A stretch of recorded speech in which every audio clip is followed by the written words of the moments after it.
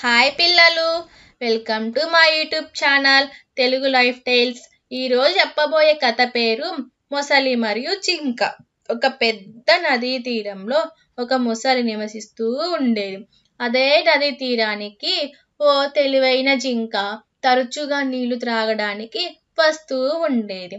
ఒకరోజు మొసలి జింకను చూసి ఇలా అంటుంది, నువ్వు ప్రతిరోజు నీళ్లు త్రాగడానికి నదికి వస్తూ ఉంటావు కదా, మనం ఇద్దరం స్నేహితులం అవ్వలేమా అని అడిగింది. దానికి జింక నవ్వుతూ, స్నేహితులు అవ్వాలంటే నమ్మకం ఉండాలి, నువ్వు నన్ను మోసం చెయ్యవు కదా అని ప్రశ్నించింది జింక. ముసలి సిగ్గుపడుతూ, లేదు, నేను నిజాయితీగా నీతో స్నేహం చెయ్యాలని అనుకుంటున్నాను అని చెప్పింది.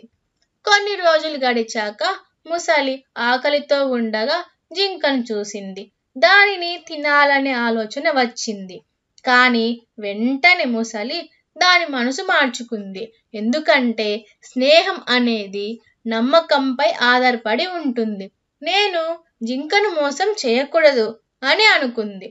ఆ మాటలు విన్న జింక నవ్వి ముసలితో ఇలా అంటుంది, నీ నిజాయితీకి కృతజ్ఞతలు, మన స్నేహం ఎప్పటికీ ఇలాగే ఉంటుంది అని చెప్పింది.